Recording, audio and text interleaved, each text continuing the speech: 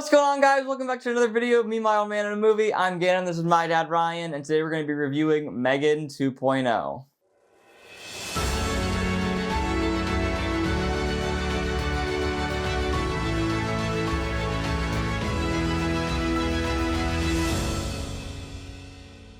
Alright, if you guys like this video, make sure you give it a like, subscribe to the channel if you're new, comment down below what you guys thought of M3gan 2.0, and before we get started, I'd like to read a brief synopsis of the film. Let's do it. Alright, 2 years after M3gan, a marvel of artificial intelligence went rogue and embarked on a murderous rampage. Its creator, Gemma, has become an advocate for government oversight of AI. Unbeknownst to her, a defense contractor has created a military-grade weapon known as Amelia, the ultimate infiltration spy. However, as Amelia's self-awareness increases, it becomes less interested in taking orders. Hoping to stop Amelia, Gemma decides to resurrect M3gan, making it faster, stronger, and more lethal. Alright. So we're going to start off by giving our initial thoughts on the film. Then we're going to go to our Blockbuster Trio, which is 3 things that we liked about the film. The cutting room floor, which is things that we would change about the film. Then we're going to give it a rating at the end, and then tell you guys whether you should see it in theaters, wait to stream it, or skip it altogether. Yeah. Alright, let's get started. You give initial thought. Okay, so we went to see this. We watched M3gan, and then immediately, took a bathroom break and then went straight to the theater and watched M3gan 2. So we did double feature. It's fresh in our mind. Yeah. And this wasn't M3gan 2. I mean, this wasn't M3gan. This was different. It was different. It was, I don't know that I liked it I didn't like it as much. I'll give you Mom's thought on it. We were walking out, Mom said, well, M3gan can now join the Avengers. Yeah. So, that's what you're getting. There's been complaints about it. I'm going to address one of those at least, but it wasn't near as bad as some of the things I've been hearing. Yeah, it's not the first one. It's not as creative or original as the first one, but I mean, it was fine for what it was. It went from this horror, small little horror film to now this big action flick, and it was and I don't know, it didn't quite hit the same as the first one did. It wasn't as funny, it wasn't as creative, it just didn't have that thing the first one did. Well, yeah, I mean, the first it was new, it was initial, it was it was fresh. Yeah. And of course you don't have that. The aura of M3gan is the whole thing in the first one is who is she? What is she? What's she gonna be like? You're on the edge of your seat, how is this new thing? Well, now you know her. And so now they got to create a whole story around that. Yeah. Rather than spend an hour and a half building out, who she is. So that's tough. That's a tougher task. Yeah, it is. So. All right. Let's move on to our Blockbuster Trio.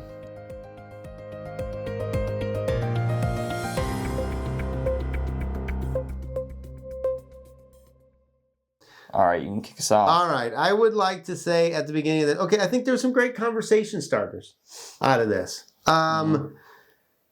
What is AI? How does it influence our lives? What are the dangers? These are things that I'm reading about and we're talking about at the dinner table on a regular basis. So to see them played out in a film, great, very relevant. And could be, like I say, conversation starters spring off of this film to be in fact it did. I mean, even after the first M3gan, as we were driving, we're talking with your aunt, and where it's it's kind of weird where AI is going. I mean, it's timely. Yeah, it's definitely, for sure.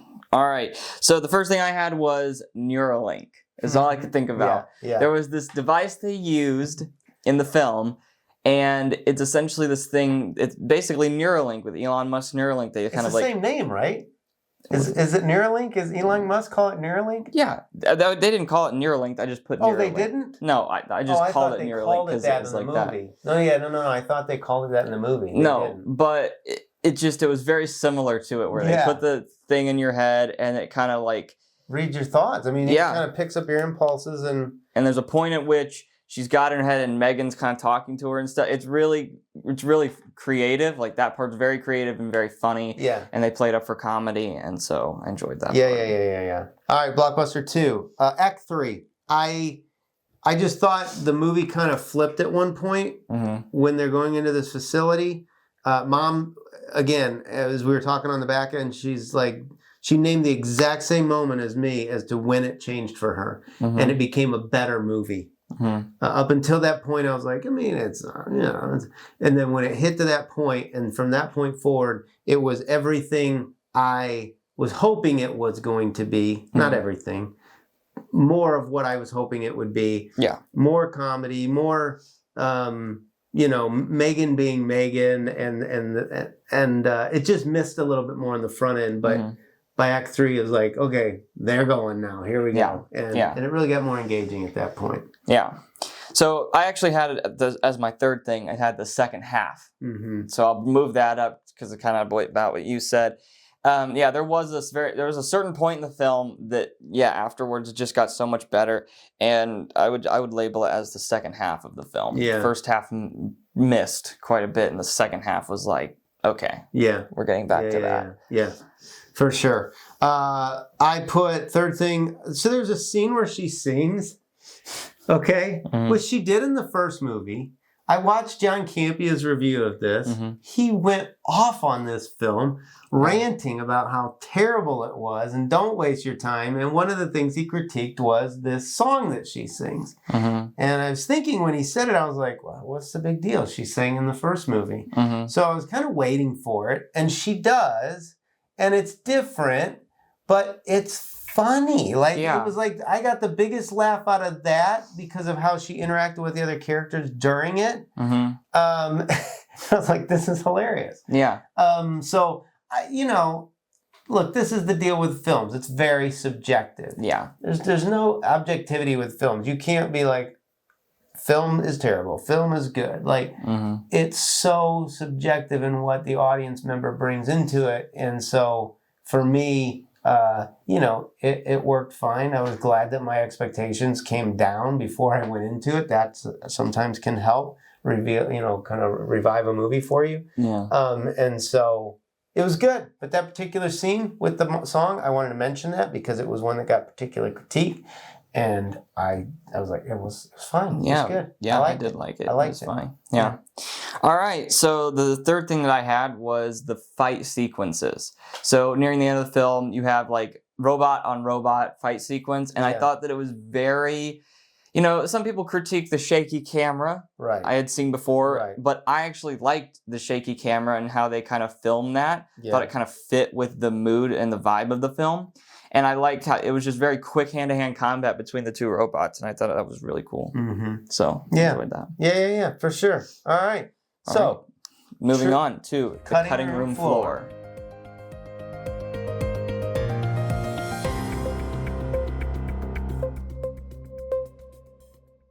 All right, I'll kick this one off. The first thing I had was M3gan one-liners.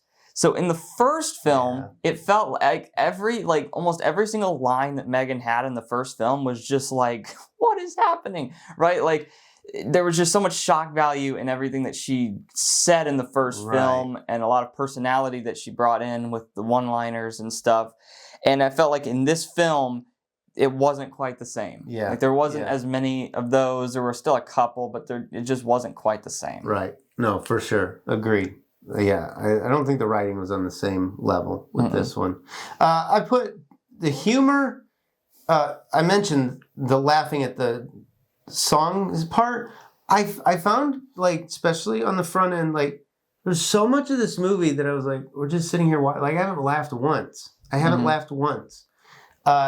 with M3gan, because we had just watched it, like, we were cracking up through the whole film, and we'd seen it already a couple times. So it lacked some of that. It tried. I felt like it was trying. I think the detective character on the front end, the FBI guy, was supposed to be a humorous character.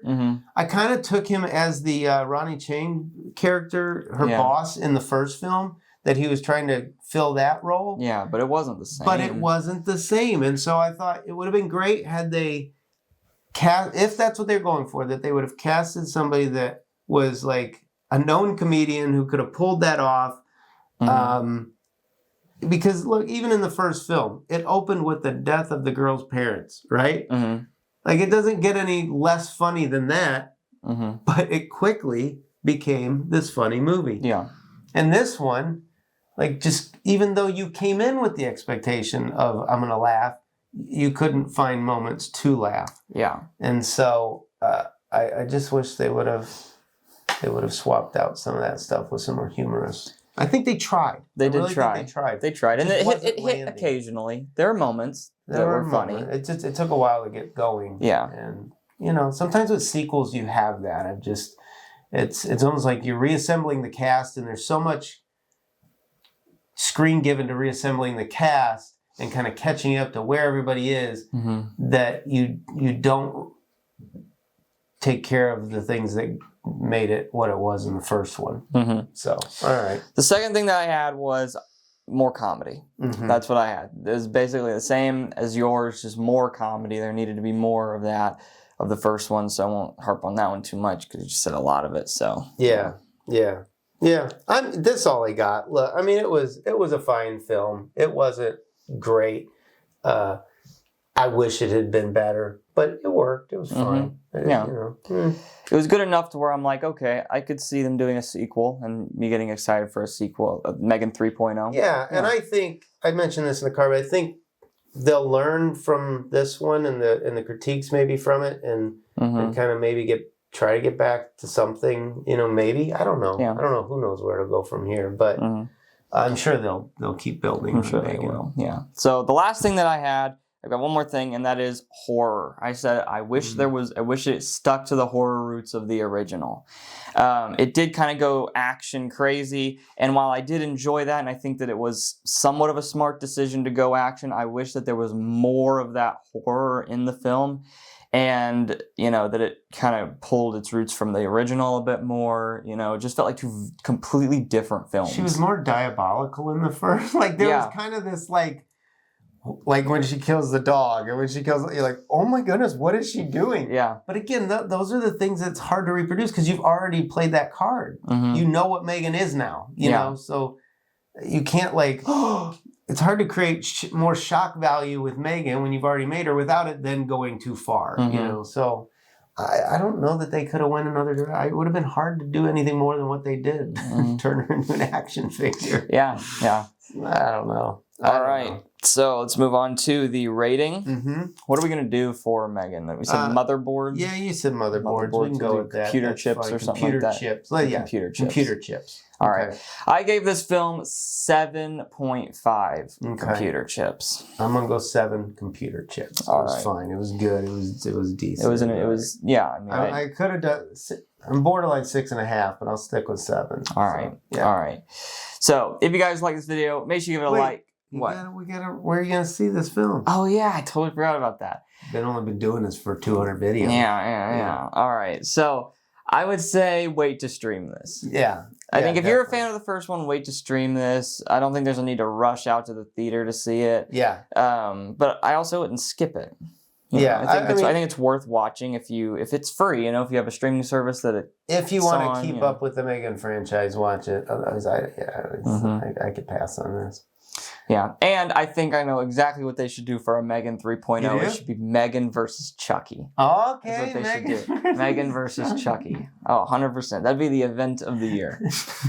That'll be great. And then pull in Annabelle for M3gan 4. Yeah, and then Blumhouse already owns the rights to Five Nights at Freddy's. They could bring in Freddy. Yes. Yeah. There was some Five Nights at Freddy feel to this. In parts, I felt. Yeah. All right. I could see that. There it is. All right. If you guys like this video, make sure you give it a like, subscribe to the channel if you're new, comment down below what you guys thought of M3gan 2.0, and we will see you guys next time.